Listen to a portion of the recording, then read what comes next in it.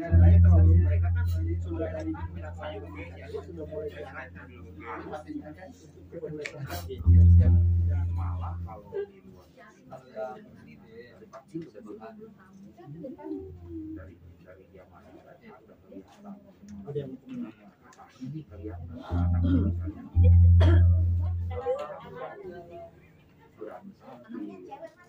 bisa oh dia nanti anaknya terus sekarang kan juga sudah ada tes kan betul tapi kan kalau kecil kan kan kelihatan itu tampil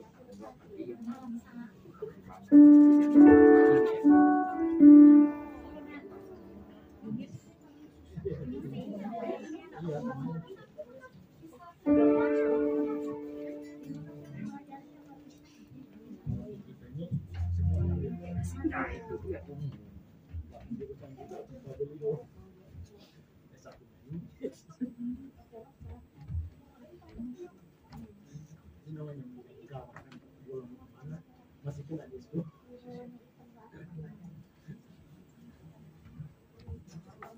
Shalom. Shalom Bapak Ibu saudara sekalian. Hari ini kita akan menyembah Tuhan di dalam roh dan kebenaran. Biarlah pujian ini mengingatkan kepada kita betapa Tuhan Yesus begitu mengasihi setiap kita. Terima kasih. Terima kasih Yesus.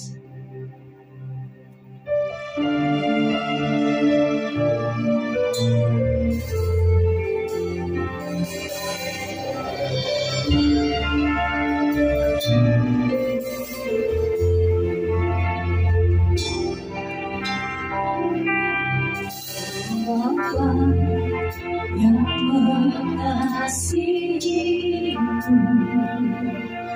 kuasa-Mu memulihkanmu,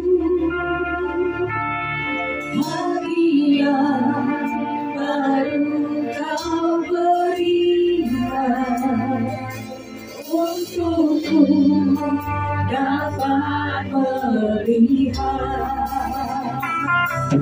rencana-Mu indah bagiku. Kau ada di setiap jalanku,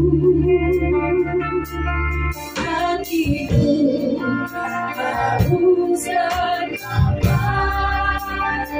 Kau berikan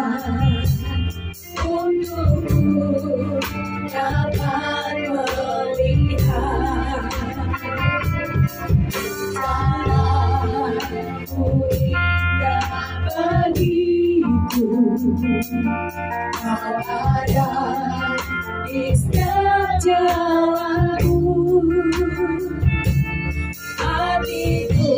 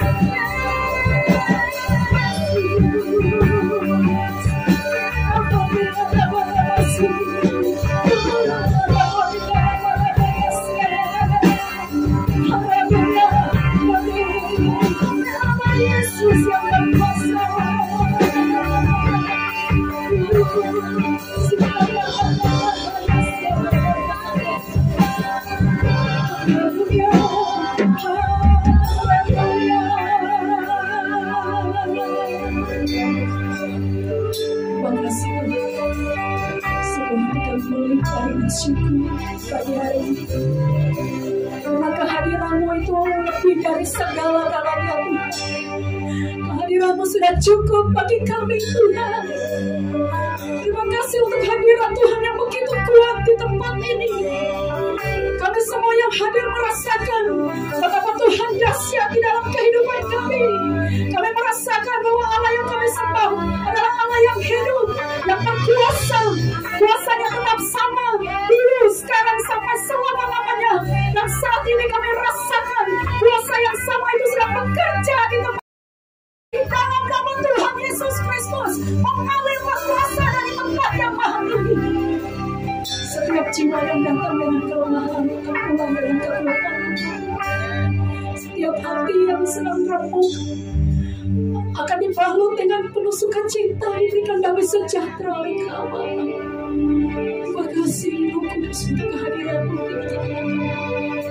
Setiap kami yang hadir pulang dengan kemenangan, pulang dengan sorak-sorai, karena Yesus berkata di atas pujian umatnya.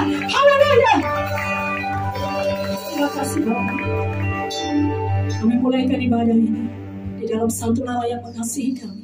Di dalam nama Tuhan Yesus Kristus, mari semua yang percaya katakan amin. Haleluya. Mari Bapak Ibu coba lihat kiri kanan ke belakang. Haleluya. Luar biasa yang di tempat ini begitu banyaknya jiwa-jiwa. Meskipun bangku kosong, kami lihat bahwa ada malaikat Tuhan bersama-sama dengan kita. Amin. Puji Tuhan, mari. Naikkan pujian dengan penuh sukacita bagi kita.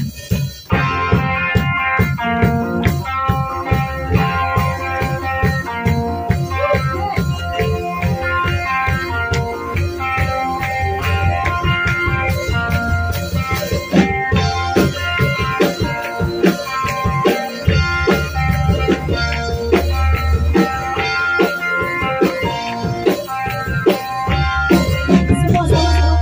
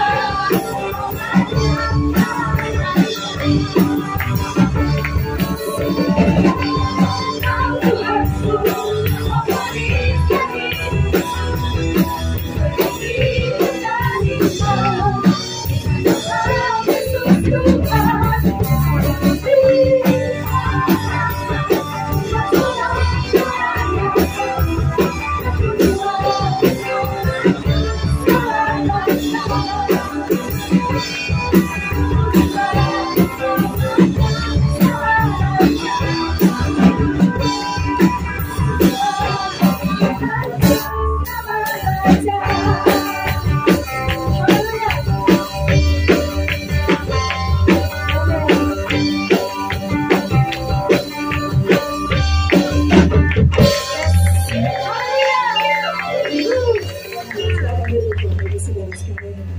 Hati saya pagi hari ini sangat excited sekali. Saya merasakan bahwa kuasa Tuhan hadir di tempat ini, bekerja dengan dahsyat. Dan biarlah roh yang sama itu bisa dirasakan oleh Bapak Ibu Saudara sekalian. Mari kita akan mendengarkan firman Tuhan.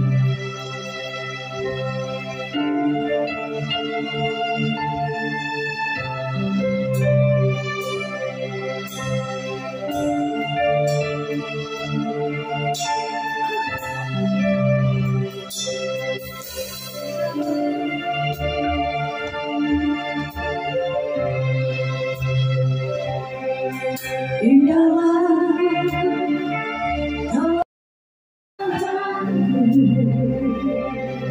sempurna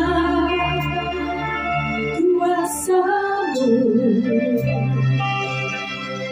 hebatnya tantanganmu, lebih hebat Tuhanku.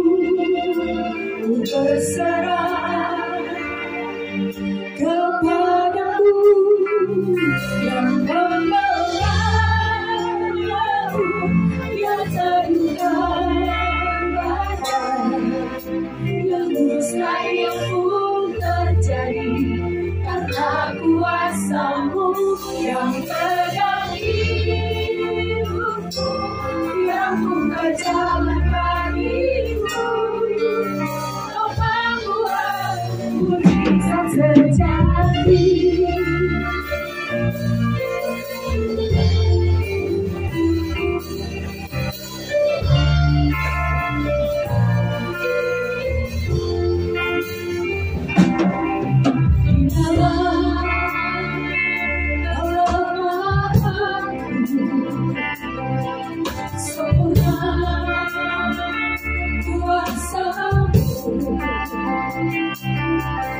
Hebatnya tantanganmu, lebih hebat Tuhanku. Ku berserah kepadamu yang membelah-Mu, yang terluka yang mustahil pun terjadi karena kuasa-Mu yang pegang hidupku, yang buka jalan bagiku. Apa-apa bisa terjadi.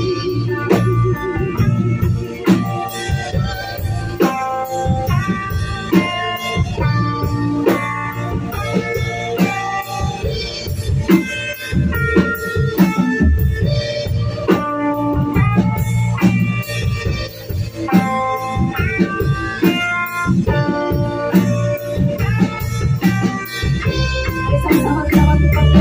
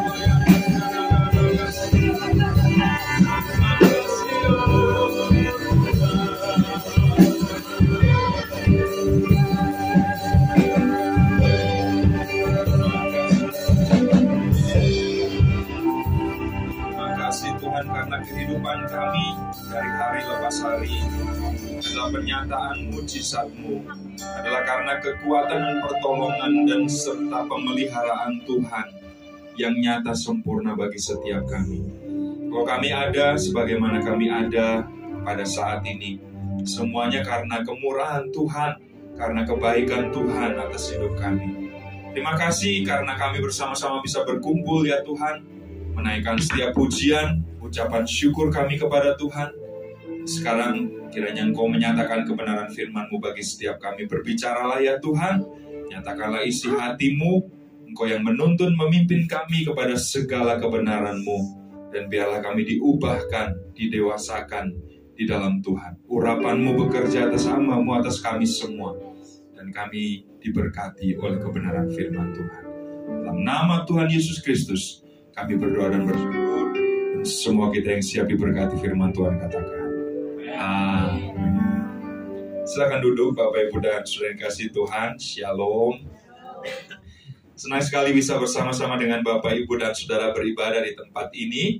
Saya ingin mengajak setiap kita untuk membahas tentang hidup yang berfokus kepada kekekalan.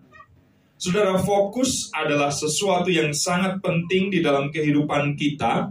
Itu sebabnya kita tidak suka dengan segala sesuatu yang blur, yang kurang jelas, yang samar-samar.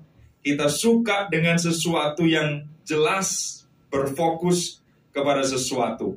Kalau kita punya kacamata, kalau kita punya kamera, atau hal-hal lain di dalam kita, yang paling kita mau dapatkan dari sana adalah sebuah fokus.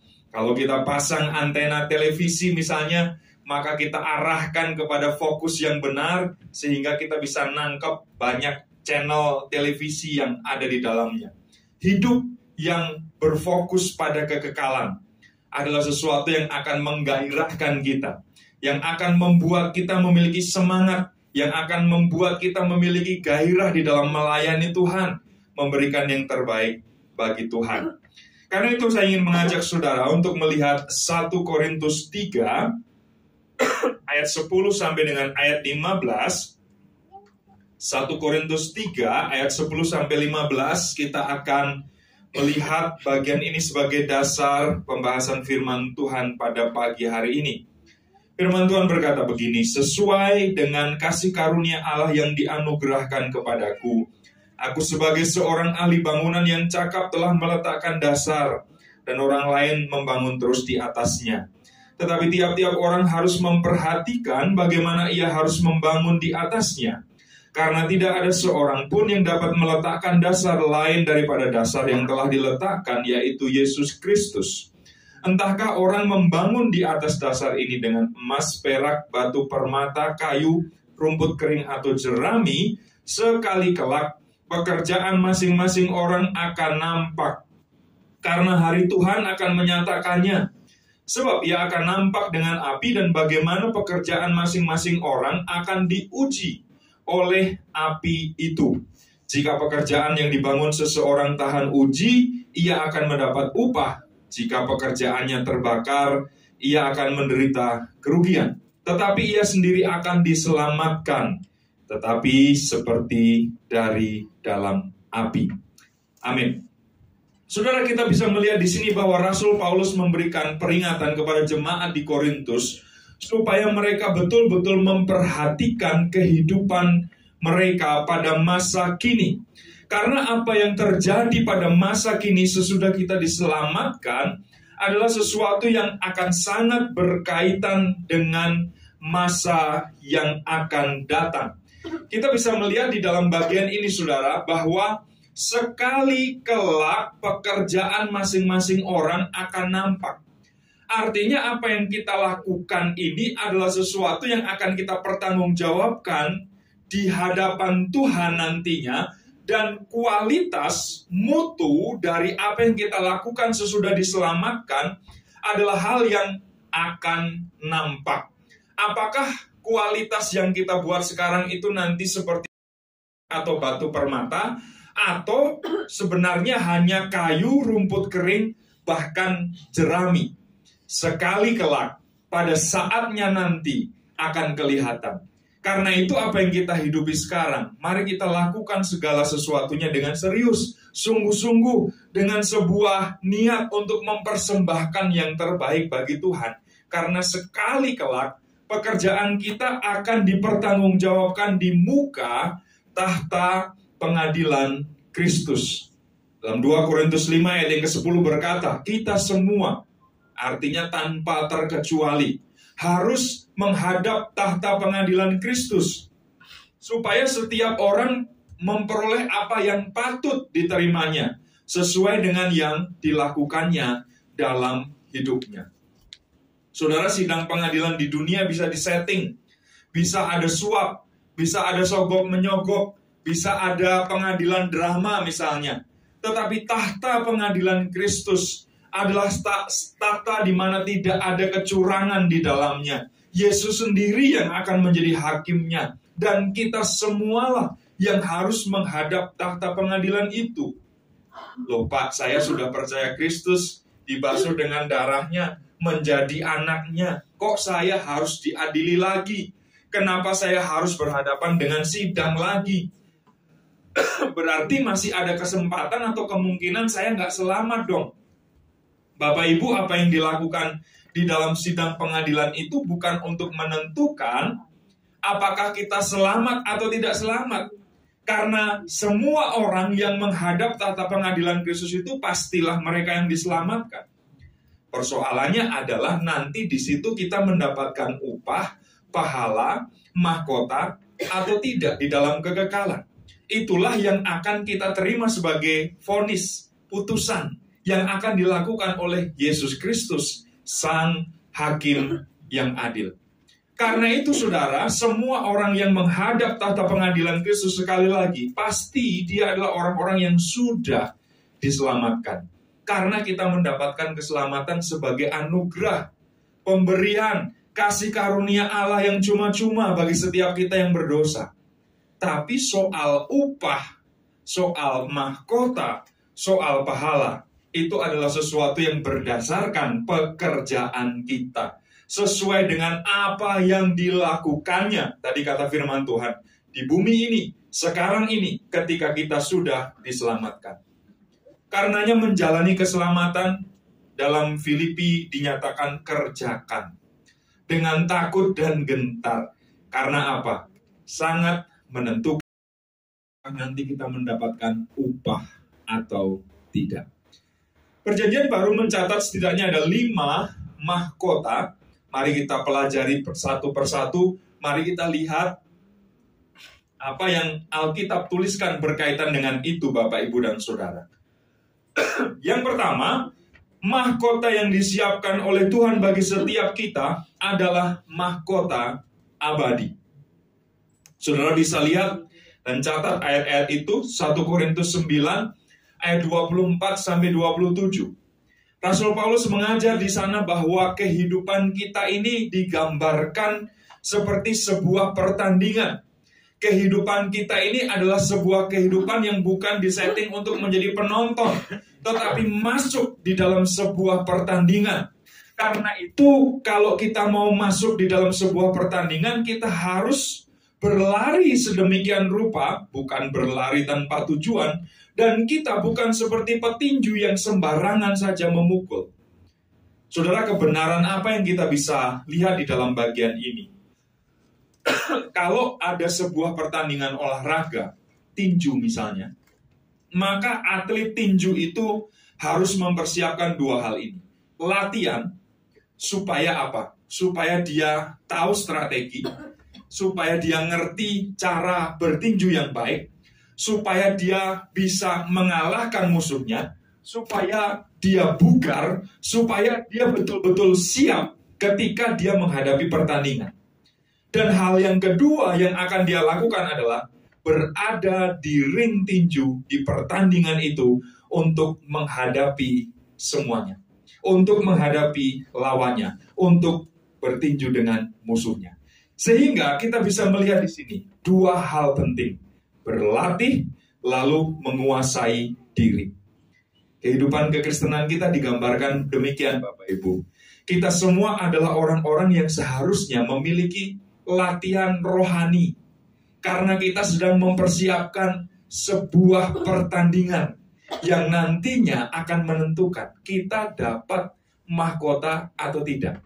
Kita dapat juaranya atau tidak. Tergantung dari dua hal ini. Melatih diri dan kemudian menguasai diri.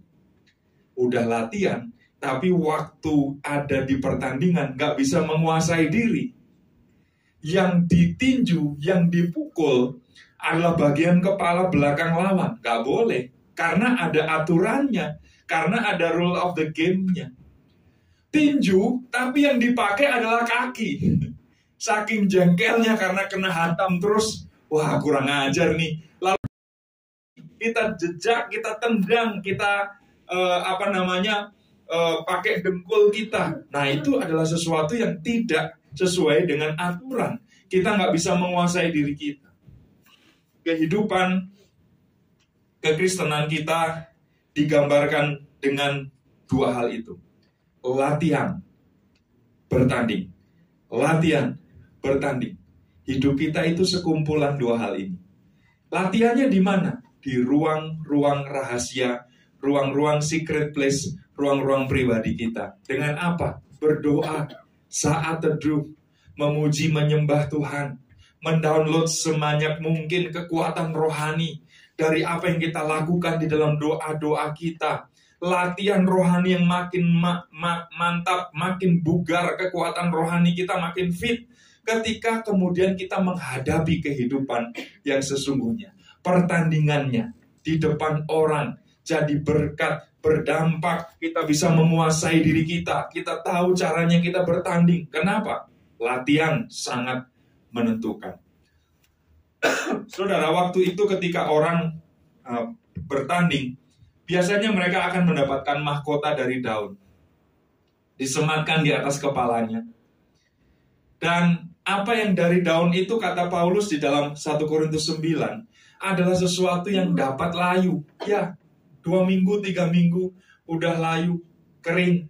Dan kemudian tidak ada kemuliaan yang ada di situ. Hanya mahkota yang sementara. Tapi pertandingan hidup kita di dalam Kristus, di dalam hidup kita ini, yang akan berhadapan dengan tahta pengadilan Kristus, adalah sebuah hal yang akan mendapatkan mahkota yang abadi. Dibuat oleh tangan Tuhan, yang akan dipakaikan kepada setiap kita, yang kemudian menjadi sesuatu yang kekal, sesuatu yang abadi bagi setiap kita. Saudara, mari kita bertanding. Di dalam pertandingan iman kita, mari kita latih diri. Mari kita bangun sebuah kehidupan yang kuat, yang siap menghadapi segala sesuatu, termasuk menghadapi diri kita sendiri. Kuasai diri sepenuhnya, kuasai ego, kuasai sang aku, supaya kita bisa bertanding dengan baik. Dan kalau kita melakukannya, mahkota yang abadi Tuhan siapkan bagi setiap kita. Amin. Mari latihan terus, mari bertanding dengan baik, karena kita ngerti aturannya dan kita tahu prinsip-prinsipnya dari kebenaran firman Tuhan. Mahkota yang kedua yang Tuhan siapkan adalah mahkota kemegahan. Mahkota ini adalah mahkota yang disiapkan oleh bagi setiap mereka yang mempersembahkan jiwa-jiwa kepada Kristus, yang membawa jiwa kepada Tuhan, yang memuridkan orang lain dan mempersembahkannya itu untuk kemuliaan Tuhan. Makanya Paulus berkata, siapakah mahkota kemegahan kami di hadapan Yesus Tuhan kita, kalau bukan kamu? Orang-orang Tesalonika yang sudah dibimbing, dipimpin, diperkenalkan kepada Kristus, didewasakan di dalam Dia, adalah alasan bagi Paulus dan rekan-rekan pelayanannya untuk mendapatkan mahkota kemegahan. Mahkota yang diberikan juga kepada mereka yang menginjil, yang memberitakan kabar baik, yang membawa jiwa-jiwa bagi Tuhan. Saudara, di sekitar kita ada banyak orang yang belum percaya Tuhan, belum mengenal Kristus. Apakah kemudian kita akan menjadi orang-orang yang hanya menyimpan berita baik, kabar baik, Injil Yesus Kristus yang menyelamatkan, kekuatan Allah itu bagi diri kita sendiri. Saya percaya setiap orang yang siap mendapatkan mahkota kemegahan, mahkota sukacita, adalah mereka yang gak akan tenang di dalam hidupnya kalau hanya menyimpan berita Injil itu bagi dirinya sendiri.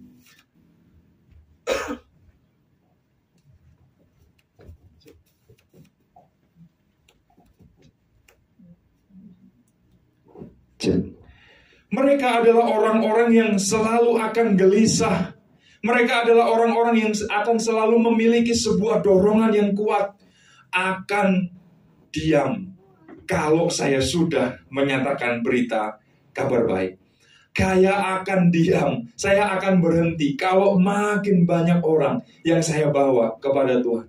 Tapi kalau ada orang-orang yang seharusnya dari saya Injil itu diberitakan dan kemudian mereka belum mendengarnya sama sekali, saya nggak mau diam, saya mau bicara, saya mau ngomong sama mereka. Saudara, orang-orang yang Tuhan titipkan, percayakan kepada kita, dan mereka adalah orang-orang yang belum kenal Tuhan.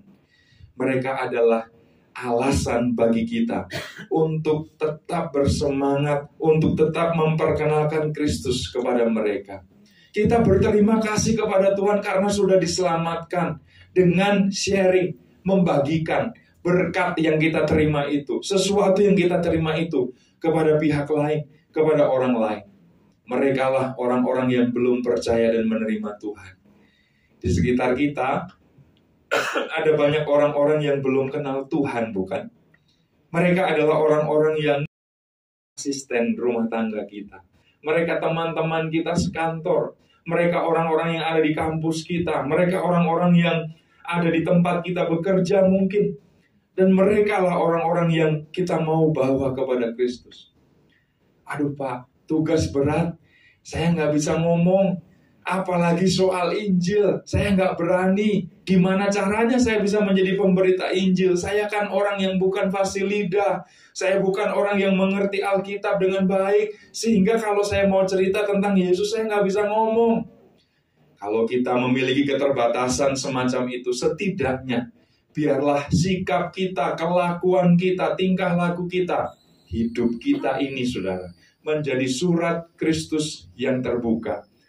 Orang akan melihat Kristus, membaca Kristus di dalam kita ketika mereka melihat hidup kita. Mereka berkata, kok beda ya orang ini? Kok beda ya pasangan suami istri ini? Kok beda ya orang Kristen ini? Dia punya sesuatu kayaknya, ada rahasianya kayaknya. Apa itu? Saya mau tanya. Saudara, ketika orang melihat kehidupan kita dan kemudian mereka bertanya apa yang menjadi rahasianya, kita punya kesempatan untuk mulai sharing, mulai cerita. Saya punya Yesus di dalam kehidupan saya. Saudara yang dikasihi Tuhan, mungkin kita belum bisa berbicara secara fasih tentang Injil, tetapi hidup kita lah surat Kristus yang terbuka, yang dibaca oleh orang-orang lain di dalam kehidupan kita. Jaga sikap, jaga tutur kata, jaga kelakuan kita. Karena kita sedang terus-menerus diawasi oleh CCTV, oleh orang lain yang melihat kita. Waktu itulah mereka akan mendapatkan sentuhan dan jamahan dari Tuhan melalui kehidupan kita. Saudara, untuk mereka yang membawa jiwa-jiwa bagi Kristus, tersedia mahkota kemegahan, tersedia mahkota sukacita yang akan kita terima. Yang ketiga, mahkota apakah yang akan kita dapatkan? Mahkota abadi untuk kita yang berlatih dan menguasai diri sepenuhnya. Mahkota kemegahan untuk kita yang membawa jiwa-jiwa, memuridkan jiwa-jiwa menjadi murid Kristus. Dan yang ketiga adalah mahkota kebenaran. Mahkota yang akan kita dapatkan bagi setiap kita yang mengakhiri pertandingan dengan baik. Dalam 2 Timotius 4 ayat yang ke-8, 2 Timotius itu adalah surat terakhir yang ditulis oleh Paulus sebelum dia dieksekusi. Makanya dia menulis di saat kematianku sudah dekat, darahku sudah mulai dicurahkan. tetapi aku telah mengakhiri pertandingan dengan baik. Aku telah memelihara iman. Aku sudah sampai pada garis finish. Dan sekarang, kata Paulus, tersedia bagiku mahkota kebenaran yang disiapkan oleh Tuhan kepadaku. Saudara, setia sampai akhir adalah hal yang akan membawa kita menerima mahkota kebenaran. Banyak orang yang kita kenal, yang entah kemana. Mungkin pandemi ini juga menunjukkan, membuktikan kepada mereka bahwa kesetiaan kepada Kristus adalah sebuah harga yang memang harus dibayar. Ada banyak orang yang dulu kayaknya semangatnya luar biasa melayani Tuhan, tapi dihantam pandemi, dan kemudian hari ini mereka hilang entah kemana, undur diri, gak mau lagi beribadah, gak mau lagi percaya kepada Tuhan. Mungkin karena mengalami berbagai macam tekanan, kebangkrutan, kemerosotan di dalam hidupnya, sehingga kemudian berkata, Tuhan, katanya ikut Engkau enak, katanya ikut Engkau selalu ada berkat, katanya ikut Engkau semuanya akan lancar-lancar saja. Sehingga akhirnya terbuktilah bahwa kualitas pengikut sertaannya kepada Tuhan itu hanya sampai sebatas ingin mendapatkan sesuatu dari Tuhan. Saudara, Paulus menghadapi berbagai macam hal di dalam hidupnya. Tetapi ini yang dia katakan, setia sampai akhir. Setia bukan berarti setiap tikungan ada. Ya, namanya kesetiaan itu diuji dengan pilihan kan Bapak Ibu. Kalau nggak ada yang lain, kata orang Jawa, orang no liyane, itu bukan setia. Itu ya memang udah kepaksa aja gitu. Tapi kesetiaan itu pasti diuji dengan hadirnya pilihan-pilihan. Kesetiaan kita kepada Tuhan akan diuji dengan berbagai macam hal. Mungkin akan diuji dengan, kayaknya orang pinter itu lebih hebat dari Tuhan. Waktu orang sakit datang kepada dia instan, nggak pakai proses, nggak pakai lama-lama, langsung sembuh. Orang itu ya ketika dimintai tolong dengan hutang-hutang atau masalah keuangan, cepat prosesnya. Sehingga akhirnya orang mulai berpikir, dia atau Tuhan, dia atau Tuhan. Kesetiaan kita diuji dengan pilihan-pilihan, tapi belajar dari Paulus, mengakhiri pertandingan dengan baik. Ada sebuah produk minuman yang beberapa waktu lalu menyelenggarakan lomba lari maraton, 10K kalau tidak salah atau apa begitu ya. Lalu harinya hari Minggu, saya lagi mau ke Paschal Hyper Square, ke tempat ibadah, dan kemudian pagi-pagi itu ngelihat peserta yang banyak itu ikut lomba lari itu. Dan sebagian mereka adalah pelari yang mampir-mampir. Ada pilihan di kanan kiri Bapak Ibu. Tukang batagor, tukang siomay, tukang cilok, segala macam. Mereka mampir berkerumun di sekitar itu. Saudara, kita bisa menebak, bukan mereka juaranya. Mereka nggak setia sampai akhir. Karena di sebelah kanan kiri banyak godaan. Mereka akhirnya tergoda, jatuh dalam pencobaan. Mungkin ikut lomba lari juga hanya karena kebutuhan media sosial ya Bapak Ibu ya. Sudah start, door. Dia lari, selfie, posting, beres. Gak harus sampai garis finish. Saudara, kita dipanggil untuk menjadi orang-orang yang setia sampai akhir. Memelihara iman. Bertanding terus. Kalau belum waktunya berhenti, nggak berhenti. Karena untuk itulah kita diutus oleh Tuhan. Saya teringat ada seorang pelari Tanzania, John Stephen Akhwari. Seorang pelari yang ulet, tekun, bertanding sampai akhir, berlari sampai garis finish. Di Meksiko tahun 1978 kalau tidak salah. Dia diutus oleh Tanzania, negara miskin di Afrika, untuk ikut lomba lari maraton. Ketika start dimulai, dia berlari dengan ratusan pelari yang lain. Dan kemudian di tengah jalan rupanya John Stephen ini jatuh. Kakinya luka, dan orang-orang mulai berpikir, wah ini udah nggak mungkin lagi melanjutkan pertandingan. Tapi yang dia lakukan adalah membalut luka di kakinya itu. Dan dia lanjutkan pertandingan sambil terpincang-pincang. Dia terus berlari.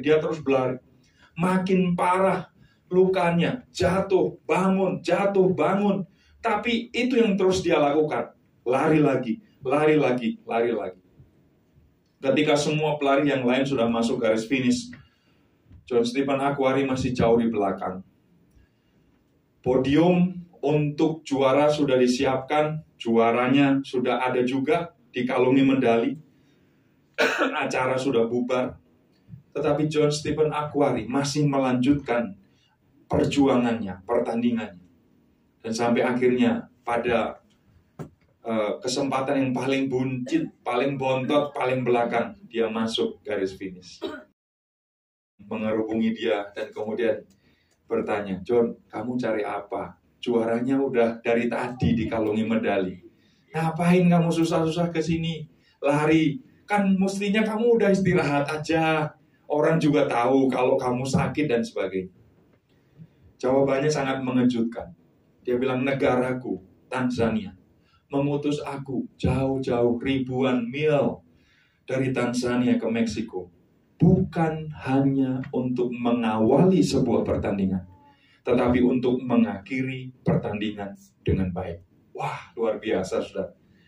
Dia terus terngiang dengan apa yang diperintahkan oleh negaranya. Jangan hanya start, tapi harus sampai garis finish. Dan itulah yang dia lakukan.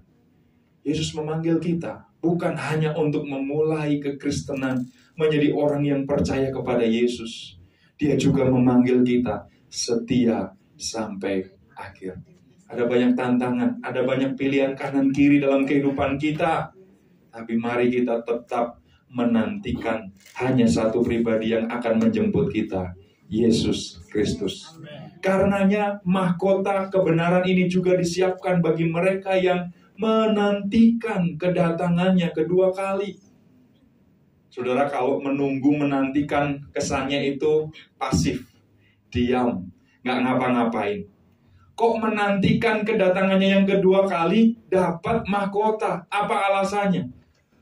Saudara, mereka yang menantikan kedatangan Yesus yang kedua kali adalah orang yang betul-betul mempersiapkan dirinya, menjaga kekudusan, menjaga kesetiaan kepada Tuhan. Karena itu dia akan berkata, Tuhan, kalau engkau datang malam ini, saya sudah siap. Kalau Tuhan datang 1 tahun lagi, nggak masalah, saya tetap siap. Kalau Tuhan datang lebih lama lagi, nggak apa-apa juga, saya siap.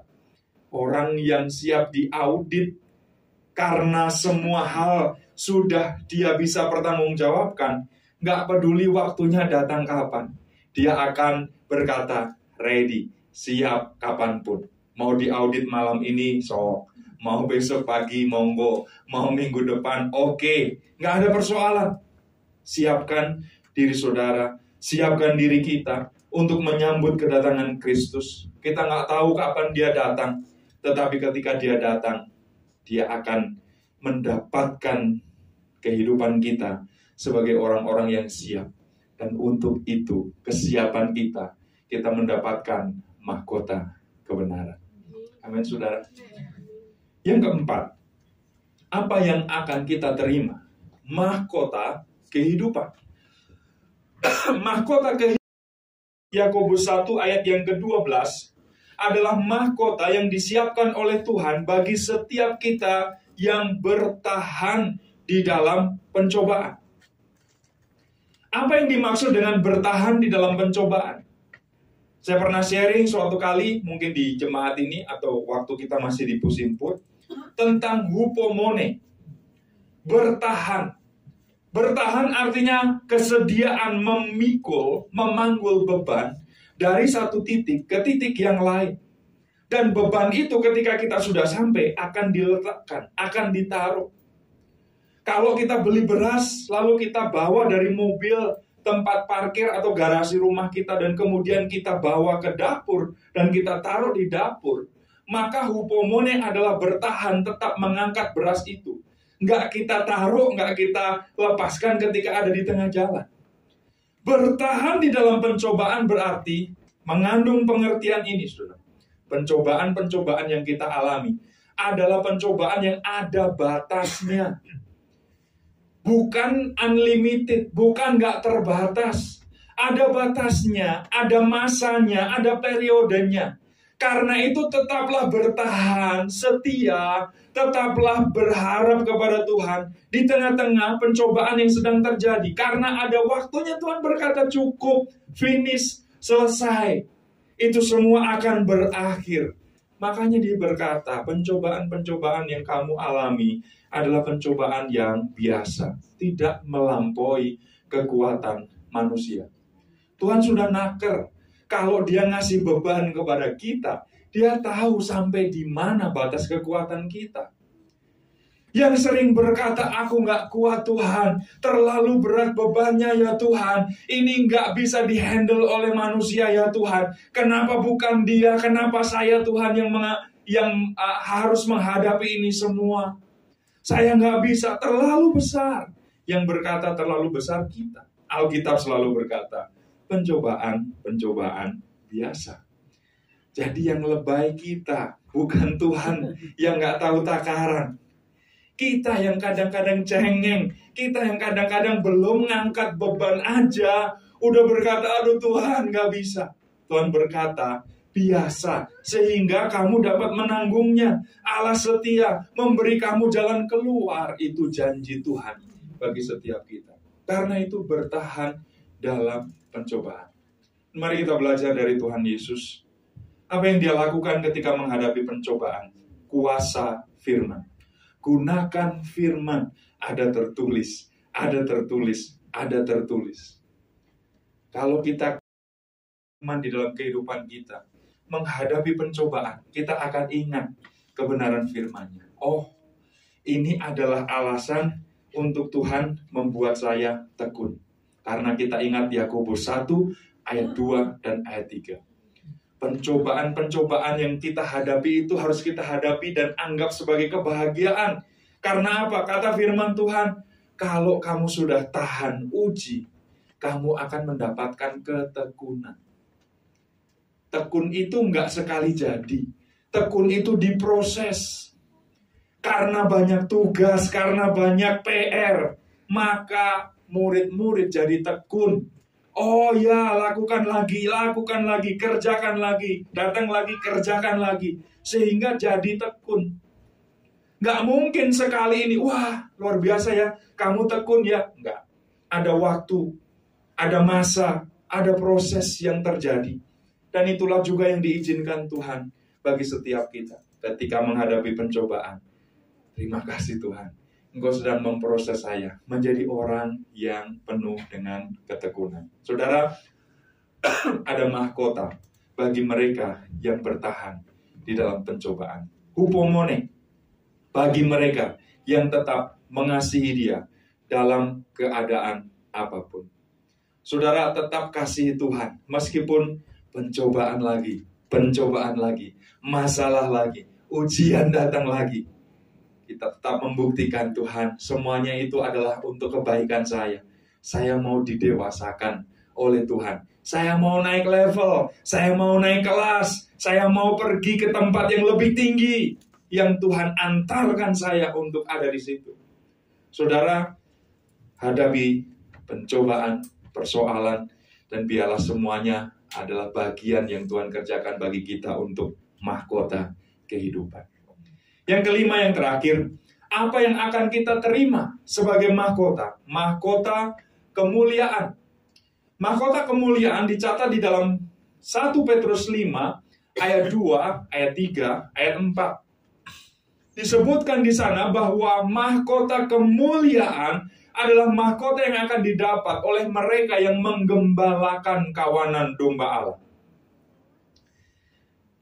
Kita mungkin sudah mulai memikirkan, wah, bukan untuk saya nih, untuk Pak Gembala, untuk Pak Husin saja. Saya bukan gembala, karena itu saya nggak mengembalakan kawanan domba Allah dan nggak mungkin dapat mahkota kemuliaan. Tapi kalau kita lihat di sini, saudara, yang paling ditekankan adalah fungsi, bukan posisi. Kalau posisi atau jabatan yang sebenarnya tidak sesignifikan fungsinya. Ada banyak orang menjabat tapi nggak berfungsi, ya berarti dia sebenarnya kayak semacam nggak menjabat begitu. Makanya ada syarat di sini bahwa penggembalaan yang seperti apa yang akan menerima mahkota kemuliaan. Dikatakan di sana bahwa kita harus menggembalakan dengan penuh kerelaan, bukan karena paksaan. Kita harus menggembalakan karena sebuah dorongan untuk mempersembahkan diri kita untuk mengabdi. Yang kedua, bukan untuk mencari keuntungan. Dan karena kita mau menjadi teladan. Saudara, saya amati begini ya, orang-orang yang masuk dalam dunia pelayanan menjadi full timer, menjadi hamba Tuhan, itu ada semacam pergeseran. Zaman tahun 60, 70, 80 itu susah sekali untuk menjadi hamba Tuhan. Dan itu adalah era-era di mana panggilan menjadi hamba Tuhan itu penuh dengan tantangan. Biasanya jarang orang tua yang mau memberikan anak gadisnya kepada calon hamba Tuhan, saudara. Karena selalu ada kata ini, nanti kamu makan apa? Kamu makan batu nanti gitu kan. Makanya produk-produk lagu yang muncul saat itu juga ngenes-ngenes, saudara, lagunya. Membuang diri ke ladang Tuhan gitu kan. Biar sonder gaji, gak ada gaji. Tetap dipaksakan selalu manise, saudara. Lalu apa? Saya mau iring Yesus. Meskipun saya susah, menderita dalam dunia. Lagu-lagunya kan kayak gitu kan, saudara kan. Tapi era 90, era tahun 2000, pandangan itu saya lihat berubah. Kenapa? Karena hamba-hamba Tuhan yang mungkin menampilkan sebuah gaya hidup yang berbeda. Pendeta enak ya, terbang sini, terbang sana. Tadi pagi masih sarapan di Medan. Siangnya udah pelayanan di Singapura. Malamnya dinner di Jakarta. Wah, udah lu jadi istri hamba Tuhan aja.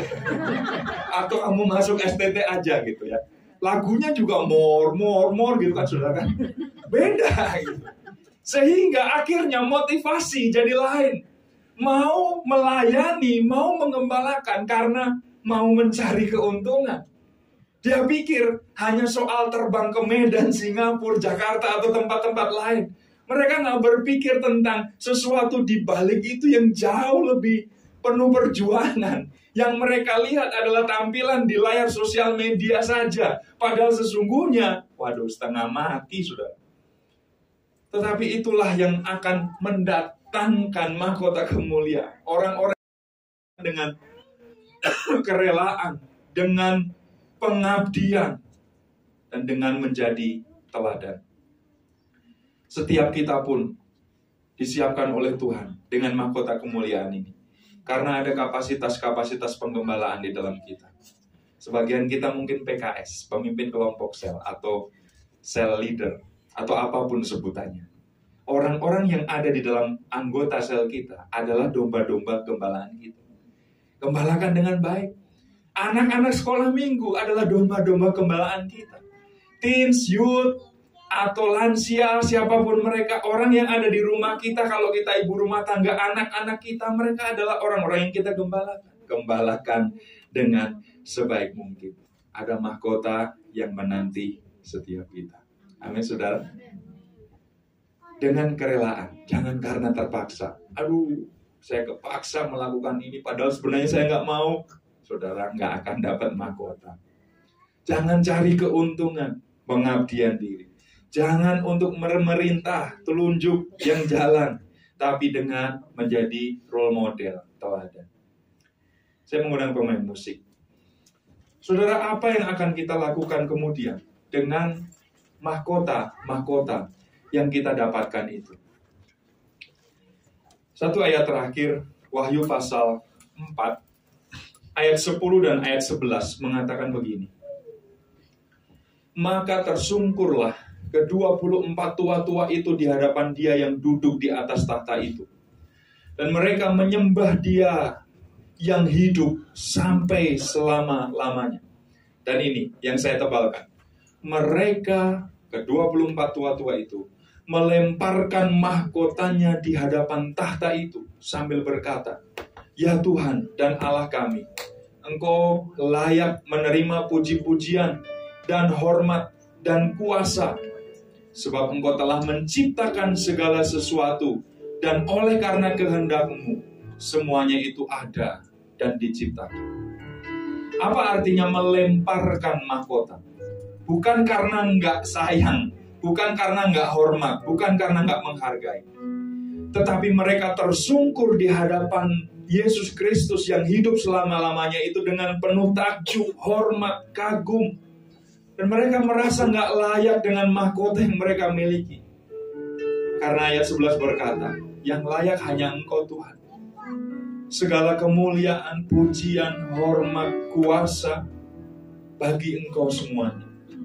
Saudara, saya melihat bahwa ini kayak semacam prototipe. Apa yang dilakukan oleh 24 tua-tua itu mewakili keseluruhan nanti, yang ketika di dalam kekekalan kita akan mempersembahkan kembali mahkota yang kita miliki. Tuhan, saya nggak layak, saya nggak pantas dengan apa yang saya terima ini. Ini semua milik-Mu, semua hormat, semua pujian, semua kuasa. Kalau semua orang mempersembahkan mahkotanya, dan kemudian kita bingung apa yang kita kasih kepada Tuhan, apa yang kita persembahkan, saya rasa itu akan menjadi sebuah momen yang membuat kita, aduh Tuhan, kok saya nggak dapat sesuatu yang bisa saya kembalikan bagi Tuhan. Karena itu mari kita serius dengan hidup kita sekarang, mengerjakan keselamatan dengan takut dan gentar, mempersembahkan yang terbaik bagi Tuhan. Dan kelima, mahkota ini akan kita terima dan kita kembalikan untuk hormat dan kemuliaan bagi Tuhan. Mari kita hidup berfokus kepada kekekalan di depan. Mari kita bangkit berdiri bersama-sama dan responi firman Tuhan. Yesus Tuhan, Yesus Tuhan, dan Allah kami. Engkau layak menerima pujian, hormat dan kuasa, sebab Kau telah ciptakan segalanya. Oleh karena kehendak-Mu semuanya itu ada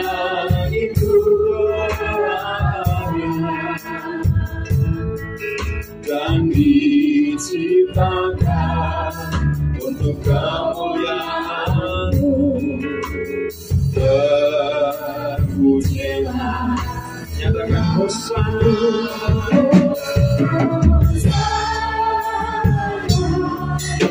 Terpujilah Tuhan, terpujilah Tuhan, Hosana.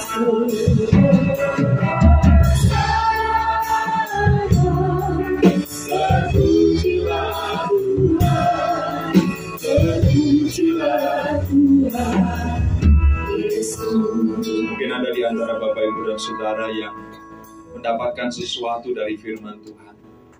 Mulai saudara berpikir bahwa saya nggak serius dengan hidup saya.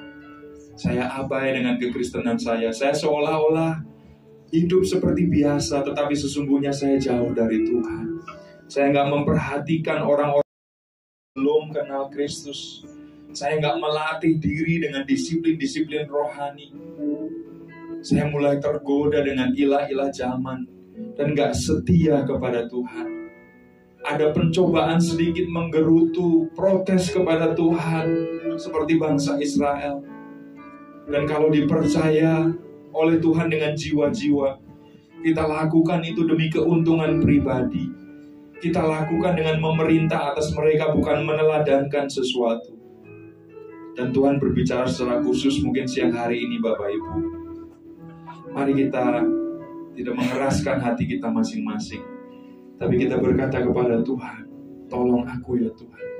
Beri kekuatan kepadaku untuk melakukan firman, mengerjakan keselamatan dengan takut dan gentar, dan bersiap menghadapi tahta pengadilan Kristus. Sebab di sana aku aku akan mendapatkan mahkota-mahkota yang Tuhan siapkan. Terima kasih Tuhan.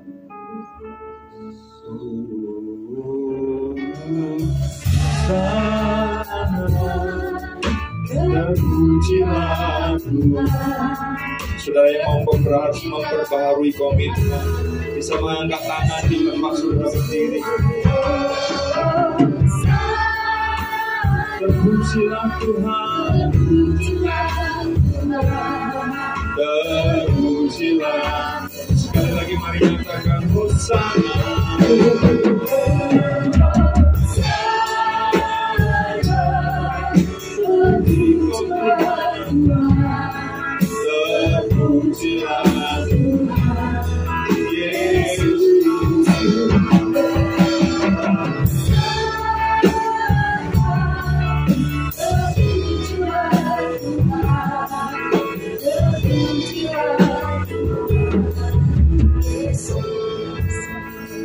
Biarlah namamu yang dipuji melalui kehidupan kami ya Tuhan.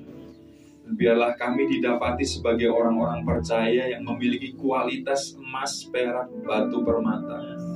Bukan kayu, rumput kering, dan jerami yang habis terbakar. Makin hari kami makin mulia, makin hari kami makin dibentuk, makin hari kami makin dewasakan di dalam Tuhan. Dan biarlah Roh Kudus-Mu yang memberi kekuatan kepada kami, melakukan firman-Mu, melakukan komitmen kami kepada Tuhan. Dan biarlah Tuhan dapati kami sebagai hamba-hamba yang setia. Terima kasih Tuhan, meteraikan firman-Mu atas kami. Dan hanya di dalam nama Tuhan Yesus Kristus, kami sudah berdoa dan bersyukur. Semua kita yang percaya dan berkati katakan, amin. Silakan duduk, Tuhan memberkati.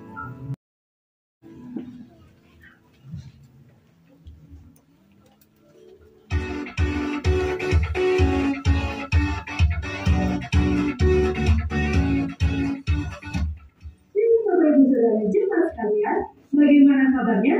Saya berharap dalam keadaan penuh sukacita dan juga pemeliharaan Tuhan. Kini saatnya kita akan menyaksikan Bimbingan selama sepekan.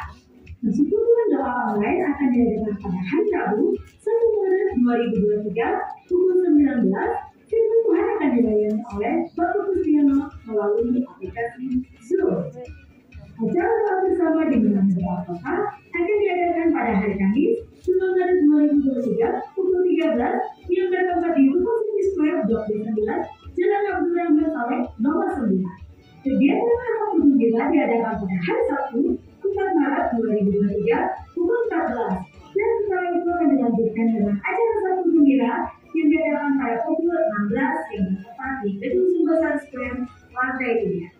Ibadah ucapan syukur ulang tahun GBI Sumbersari yang ke-11 akan diadakan pada hari Minggu 5 Maret 2023 pukul 9 yang akan dilayani oleh Bapak Pendeta Simon Widianto yang bertempat di Gedung Sumbersari Square lantai 3. Ibadah diadakan hanya satu kali dan disertai dalam perjamuan kudus.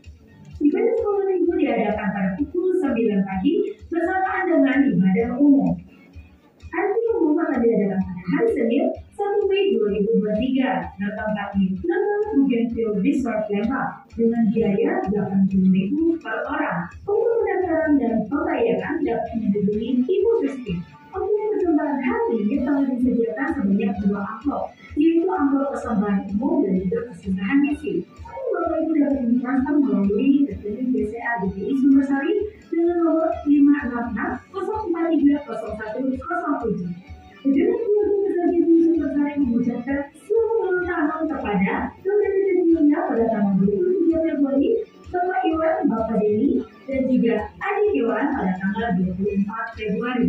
Dan juga mengucapkan selamat ulang tahun pernikahan kepada Bapak dan Ibu mertua Binanggota. Kiranya Tuhan Yesus memberkati selalu. Kegiatan keluarga besar GBI Sumbersari mengucapkan selamat datang bagi Bapak, Ibu, Saudara-saudari yang baru pertama kali beribadah di tempat ini. Kami harapkan kedatangannya di minggu yang akan datang. Demikian kami suara sepekan, sudah memiliki protokol kesehatan dan juga akan menjaga kebersihan lingkungan gereja. Happy Sunday dan God bless you. Puji Tuhan. Bapak Gembala bersama seluruh jemaat mengucapkan terima kasih banyak kepada Bapak Pendeta Joko Prihanto yang sudah menyampaikan firman Tuhan pada siang.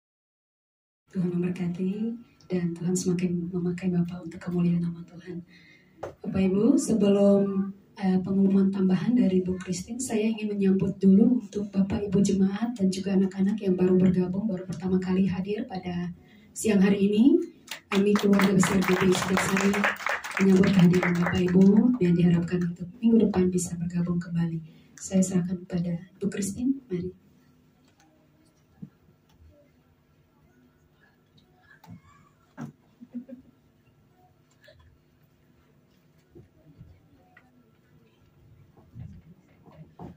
Puji Tuhan Bapak Ibu, pengumuman mengenai sehubungan dengan ibadah ucapan syukur 11 tahun GBI Sumbersari minggu depan.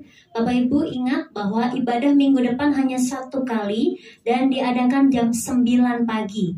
Terima kasih kalau seluruh jemaat sudah mendaftar di grup Blessed People, dan bagi Bapak Ibu yang masih belum, yang baru gitu, nanti boleh menghubungi saya. Dan ibadah disertai dengan perjamuan kasih, karena ini ucapan syukur kita bersama-sama. Maka kami mengajak yuk jemaat Tuhan terlibat, baik dalam pemberian berupa dana, boleh mentransfer ke nomor rekening Ibu Pani, atau kalau saat ini Bapak Ibu digerakkan Ibu Paninya tidak ada, boleh menitipkan ke saya. Ya, karena kalau sampai lewat minggu depan berarti sudah selesai ya. Dan bagi Bapak Ibu yang punya karunia masak, mungkin ingin menyumbang berupa makanan, boleh juga. Nanti kita akan kembali share di grup Blessed People listnya siapa saja yang mau memberi. Kita perkiraan hadir hampir 200 orang, 160 lebih dewasa dan remaja, dan anak-anak hampir 40 orang. Jadi kita doakan ya, semua boleh berjalan baik, semua sehat, semua bersukacita, bersyukur bersama-sama. Dan bagi Bapak Ibu yang ikut paduan suara, setelah ibadah ini selesai, kita latihan. Berikan yang terbaik sebagai ungkapan syukur kita kepada Tuhan. Saya rasa itu saja. Terima kasih, Tuhan Yesus memberkati. Terima kasih Bu Christine. Bapak Ibu Saudara sekalian, sebelum kita memberikan persembahan, di samping di kursi Bapak Ibu ada 2 amplop yang siap untuk diisi ya. Baik, sebelum kita memberikan persembahan, mari kita berdoa. Bapa di dalam surga, Bapa di dalam nama Tuhan Yesus, kami bersyukur Tuhan untuk ibadah yang boleh terlaksana dengan begitu sukacita pada siang hari ini. Kami semua diberkati dengan firman Tuhan, mengingatkan kepada kami setia sampai akhir, karena mahkota sudah tersedia untuk setiap kami yang setia. Terima kasih Tuhan, saatnya kami akan memberikan persembahan. Mari Tuhan kuduskan setiap rupiah ini, biar persembahan dipakai untuk kemuliaan dan kebesaran bagi nama-Mu. Di dalam nama Tuhan Yesus kami berdoa dan bersyukur. Haleluya, amin. Mari kita berikan dengan sukacita, dengan iringi oleh pujian bagai Raja.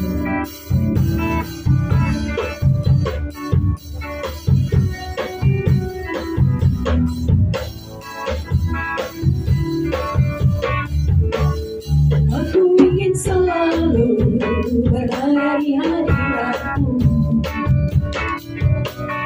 Aku ingin selalu berlindung dalam tangan-Mu. Di bawah kekuasaan-Mu, Kau bawaku terbang tinggi. Menikmati hidupku bagaikan raja wali.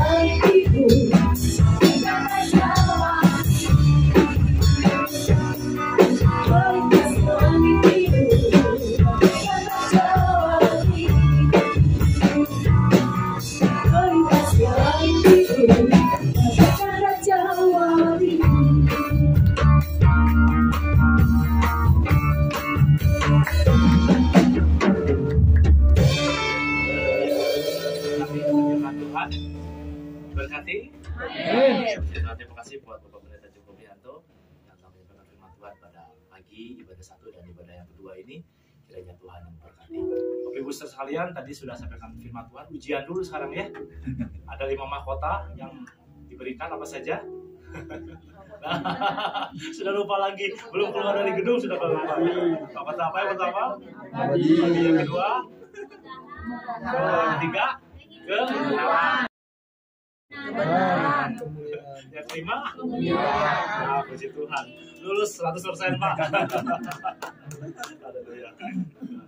Ibu saudara sekalian, tadi ibadah barusan lagu yang terakhir tuh lagu lawas, darahnya lagu lama ya, bagi Kanta Jawali ya. Tadi pagi juga Ibu Christine nyanyi lagu apa? Tuhan adalah kekuatanku. Itu lagu-lagu zaman saya waktu kuliah, Ibu saudara sekalian, yang sangat menginspirasi kehidupan saya pada waktu itu ya. Dan ada satu orang yang sangat menginspirasi saya yang menciptakan lagu tadi yang nyanyikan yang pagi, Tuhan adalah kekuatanku. Namanya Simon Irianto. Pendeta ini akan khotbah minggu depan, saudara sekalian ya. Jadi ayo kita sama-sama minggu depan kita pasti akan diberkati oleh Tuhan di dalam ibadah perayaan ulang tahun GBI yang ke-11 ya, GBI semester yang ke-11. Nanti saya harapkan ibadahnya hanya 1 kali. Jam berapa? Jam 9 ya, jadi jangan jam 10 ya. Kalau jam 10 nanti saudara langsung makan. Baik, kita sama-sama mengucap syukur, kita berdoa. Bapak, terima kasih, kami bersyukur untuk segala kebaikan Tuhan. Ya, kiranya kasih setia Tuhan boleh menjamah kami semua. Kami bersyukur kalau ada mahkota yang Tuhan sediakan di dalam kehidupan kami. Oleh karena itu, biarlah kami terus berlari kepada tujuan hidup kami, supaya kami memperoleh mahkota itu ya Tuhan. Kami mengucap syukur untuk hamba-Mu, Bapak Pendeta Joko Prihanto, yang boleh menjadi saluran berkat Tuhan pada pagi dan juga siang hari ini. Kiranya Tuhan yang menjamahnya, apa yang dikerjakannya berhasil bersama dengan Tuhan, sisi keluarganya senantiasa menjadi berkat bagi banyak orang. Kami mengucap syukur, kami juga ketika kami mengandalkan Tuhan dalam kehidupan kami semua akan menjadi orang-orang yang Tuhan pakai dengan luar biasa, menjadi berkat bagi banyak orang.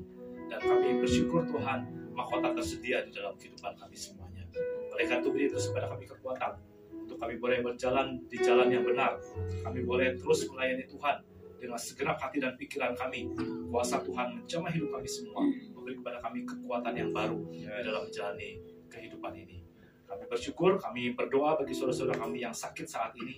Kami berdoa biar kuasa Tuhan menjamah. Jadi dimanapun mereka berada, oleh kuasa Tuhan, oleh bilur-bilur-Mu, saudara-saudara kami disembuhkan oleh Tuhan dalam nama Yesus. Kami juga berdoa bagi saudara-saudara kami sedang berbeban berat, mengalami masalah dalam kehidupannya. Kami percaya ketika mereka mengandalkan Tuhan dalam kehidupannya, mereka akan berkemenangan bersama dengan Tuhan. Kami berdoa supaya Tuhan menguasai kami semua dengan kuasa dari Allah saja. Kami juga berdoa setiap keluarga yang ada Tuhan berkati. Damai sejahtera Tuhan boleh menyertainya, sehingga kuasa Tuhan boleh menjamah setiap keluarga demi keluarga, dipulihkan oleh Tuhan. Ada damai sejahtera, ada kuasa Tuhan, ada kasih setia Tuhan menjamah setiap keluarga yang ada. Kami juga berdoa Tuhan bagi setiap pekerjaan yang dilakukan, studi, Tuhan menjamahnya sehingga ada terobosan-terobosan yang indah dalam setiap kegiatan yang kami lakukan. Kami juga berdoa bagi setiap pelayanan yang kami kerjakan Tuhan, biar nama Tuhan semakin dimuliakan, nama Tuhan semakin meninggikan. Kami semakin kecil tapi Kau semakin besar. Biar kuasa Tuhan menjamah kami semua, dan segala kebaikan kemurahan Tuhan, sungguh Tuhan boleh kami melihat hal-hal yang luar biasa yang Tuhan kerjakan dalam kehidupan kami semua. Oleh karena itu, ketika kami pulang pada saat ini, kami percaya ada berkat Tuhan menyertai kami, ada kuasa Allah boleh menjamah hidup kami semua, dan dalam perjalanan ada malaikat Tuhan boleh menyertainya kemanapun kami melangkah. Ada pertolongan Tuhan tidak henti-hentinya, kasih setia Tuhan, kebaikan Tuhan, kemurahan Tuhan, damai sejahtera Tuhan menyertai kami semua. Bahkan masa depan kami adalah milik Tuhan. Tuhan berikan masa depan yang baik dalam kehidupan kami semua. Bapak, terima kasih, kami sudah akan pulang membawa berkat yang datang daripada Allah saja. Oleh karena itu, Bapak Ibu saudara sekalian, mari angkat hati kepada Tuhan, angkat tanganmu dan terimalah berkat yang datang daripada Allah saja. Biarlah kiranya damai sejahtera daripada Allah Bapa, kasih dan pengorbanan dari Tuhan Yesus Kristus, penyertaan, pertolongan, bahkan pelindungan daripada Roh Kudus menyertai Bapak Ibu saudara sekalian mulai saat ini sampai selama-lamanya. Yang percaya katakan amin. Puji Tuhan.